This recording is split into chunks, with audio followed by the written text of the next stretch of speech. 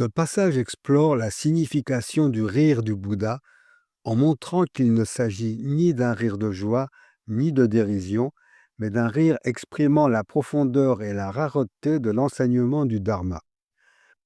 À travers une métaphore puissante, le texte illustre la difficulté de transmettre la vérité ultime sans s'attacher aux mots ni aux concepts, tout en guidant les êtres vers l'éveil.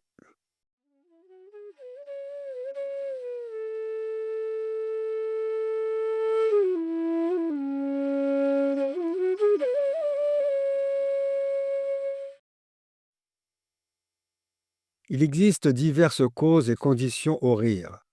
Certains rient sous l'effet de la joie, d'autres rient sous l'effet de la colère. Certains rient par mépris envers autrui, d'autres rient en voyant quelque chose d'insolite. Certains rient face à une situation honteuse, d'autres encore rient en observant des coutumes locales singulières. Or, ce qui est exposé dans ce sutra est une chose d'une extrême rareté et d'une difficulté sans pareille. En effet, la nature des phénomènes est non née et non périssable, elle est vacuité absolue. Elle ne peut être exprimée par des mots, des noms, ni même être enseignée. Pourtant, le Bouddha lui donne un nom, la formule en parole et l'enseigne aux êtres sensibles afin qu'ils puissent atteindre la libération. Voilà une tâche des plus ardues. C'est semblable à un homme portant un fardeau de paille sèche sur son dos qui s'aventurerait dans un brasier s'étendant sur 100 yojanas. Un yojana équivaut à une journée de marche, tentant de le traverser sans qu'une seule feuille ne prenne feu. Cela est extrêmement difficile.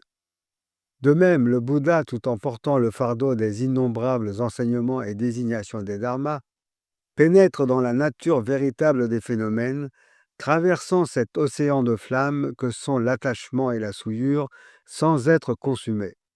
Il avance droit, sans entrave ni obstacle. Cela est d'une extrême difficulté.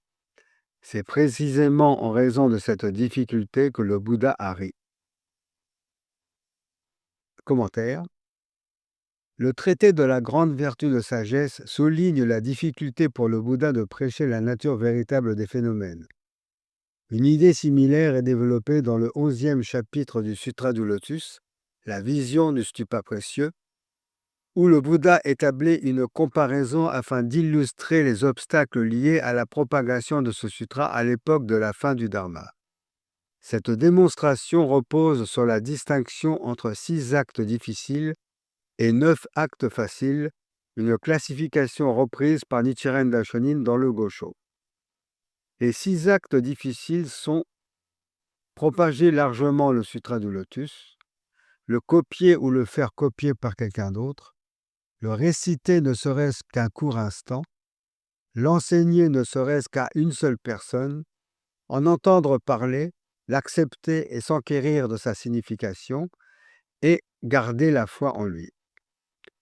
À l'inverse, les 9 actes dits faciles sont des exploits surnaturels tels que enseigner d'innombrables sutras autres que le sutra du lotus, soulever le mont Sumeru et le projeter à travers d'innombrables terres de Bouddha, donner un coup de pied au monde cosmique majeur et le précipiter dans un lointain royaume, se tenir au sommet du plus haut des cieux et prêcher d'innombrables sutras autres que le sutra du lotus, saisir l'espace dans sa main et voyager avec lui, placer la terre sur son ongle d'orteil et la monter au ciel de Brahma, porter sur son dos de l'herbe sèche dans les grands feux de la fin de Léon sans être brûlé, prêcher 84 000 enseignements et permettre à ses auditeurs d'obtenir les 6 pouvoirs transcendantaux, et enfin, permettre à d'innombrables personnes d'atteindre le stade d'Arat et d'acquérir les 6 pouvoirs transcendantaux. En qualifiant ces prodiges d'aisés et en opposant leur accomplissement à la difficulté de propager le Sutra du Lotus à l'ère de la dégénérescence, le Bouddha Shakyamuni met en lumière l'immense défi que représente l'enseignement et la transmission de ce texte dans un monde corrompu après sa disparition.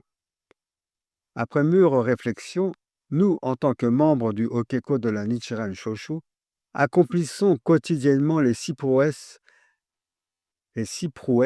qui surpassent en difficulté l'exploit de porter sur son dos de l'herbe sèche à travers les immenses brasiers de la faim de Léon sans en être consumé. Il nous appartient donc d'exprimer pleinement notre joie.